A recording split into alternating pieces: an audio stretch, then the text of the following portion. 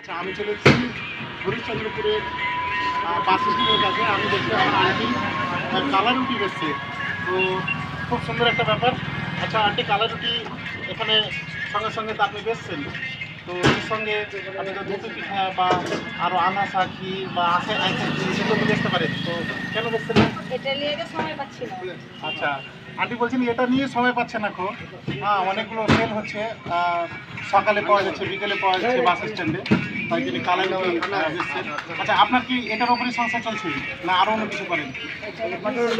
হ্যাঁ, আন্টি ওই কালা রুটি বিক্রি করে আমাদের এখানে সংসার নির্ভর করছে, এটাই হচ্ছে একমাত্র আয়ের উৎস। আর আন্টির কাছে বলছে কালা রুটি এত সেল হচ্ছে যে তিনি আর অন্য ব্যবস্থা দিকে সময় পাচ্ছেন না।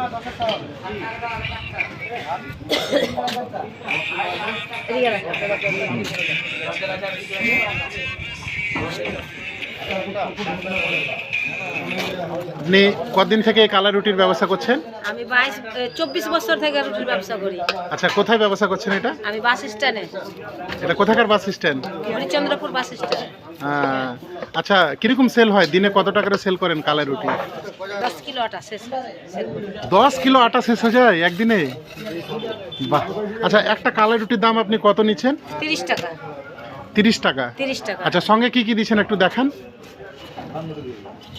সঙ্গে দিচ্ছেন চাটনি, আচ্ছা বেগুনের ছানা, বেগুনের ছানা, রসুনের চাটনি। এটা কি ওটা? এটা কি ওটা? এটা বেগুন ছানা। বেগুনের ছানা, আচ্ছা। আর ওটা চাটনি। আর এটা এটা কি? এটা এটা এটা রসুনের চাটনি। রসুনের চাটনি। বাহ, তো ঠিক আছে, হ্যাঁ। ঠিক আছে।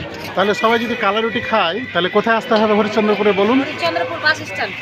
Bus stand. হ্যাঁ, তাহলে সবাই চলে আসুন হরিশ্চন্দ্রপুর বাস স্ট্যান্ডের কাছে। আর এই যে কালা রুটি পাওয়া যাচ্ছে, তার সঙ্গে ছানা, বেগুনের ছানা, চাটনি। আচ্ছা, এটা কখন কখন পাওয়া যায়? সকাল 7:30 থেকে 10টা অবধি। হ্যাঁ, আর সন্ধ্যাবেলা 5টা থেকে 9টা অবধি।